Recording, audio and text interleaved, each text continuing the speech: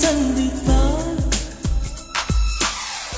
நான் என்று சொன்னாலே நான் அல்ல நீதான். நீ இன்றி வாழ்ந்தாலே நீர் கூட தீதான். உன் சுவாச காற்றில் வாழ்வே